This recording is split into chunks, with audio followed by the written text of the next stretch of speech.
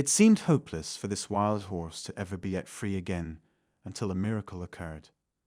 Depending on your location, seeing a wild horse may be an uncommon event. As an example, you'll have to go to certain locations in the Great Britain to find them. Located in the southwest of Wales, the area surrounding the Lofa River and Gower is one such location. The Lofa River and Gower is a stunning natural region, and it was there that one unfortunate horse ran into trouble.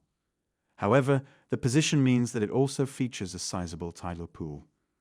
At low tide, the sea recedes relatively far up to the river, leaving behind a huge expanse of low-lying marshland, where ponies are often seen grazing. This, however, also implies that the incoming tide may flood the whole marsh in a couple of hours. Animals living on land while the tide is out often leave as the tide begins to return.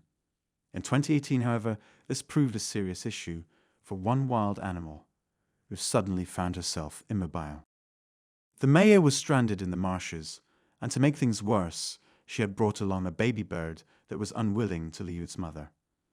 The tide was about to come back in, but luckily a concerned citizen who happened to be out on a stroll that day saw the suffering horse and rushed to help it up.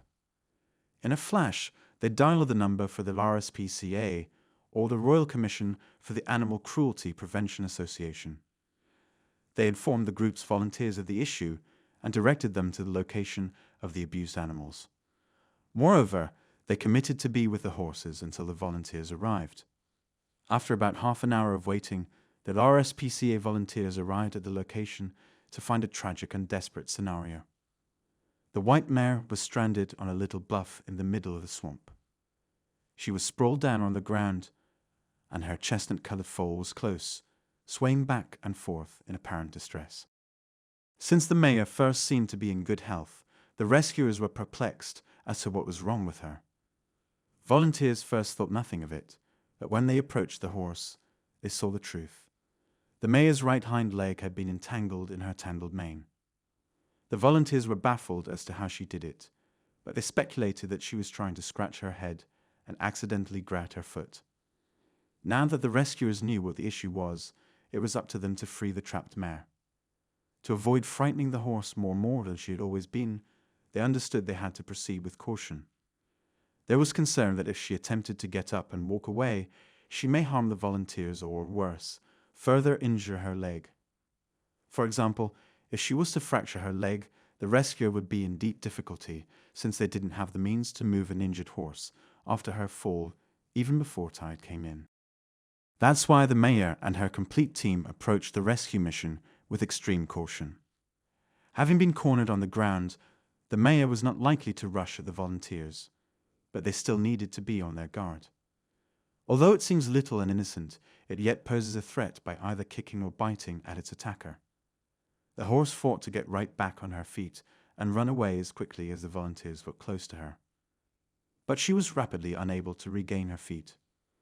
While this was happening, her foal started to pace up or down, seemingly afraid of the strange individuals approaching it, but unwilling to leave its mother's side. The fowl fell off to the side as soon as even the volunteers were within striking distance of the mare, safely out of reach should they attempt to catch it, but still near enough to observe the situation. The volunteers were relieved to be able to approach the mother horse without being threatened by the foal. They had one of the workers sneak up while behind Maya and take a seat just behind her. However, the mare was apprehensive and wary.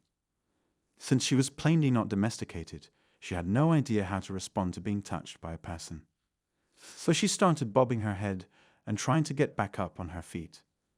However, the volunteer was so committed to helping the animal that he began massaging the horse's neck and head to reassure her that they were there simply to aid her. After experiencing such a soothing touch, the mare gradually relaxed. As if sensing that these strangers were coming to assist her and set her free, she lowered her head to the floor. The volunteer gently was using a knife to remove the matted portion of the horse's mane that was keeping her leg in place, after he was sure the animal wouldn't attempt to get away again. After that, he got up off the floor and out of the horse's path, so that he wouldn't frighten her or get in her way while she adjusted to her newfound freedom. As soon as the guy was out of the door, the MC sat up and glanced about, as if taking stock of her current condition, and realized that she could move her legs again. A piece of her fall eventually found its way back to her as well. Even though it avoided any direct contact with the volunteers, it remained close by in order to urge its mother to attempt to get up again. After some further time to gather her nerve, the white horse attempted to stand again. She was only able to stay in the air for a few seconds before she inevitably landed down on the floor. Volunteers from the RSPCA who rescued the horse had no idea how long she had been trapped. Nonetheless, it was obvious that the length of time she had gone without using her leg had caused it to begin deteriorating. They suspected the animal's leg was hurt, despite the absence of any outward sign of injury. They were just beginning to discuss whether or not to call for assistance when the mayor made an attempt to get up again. She stood on all fours once again.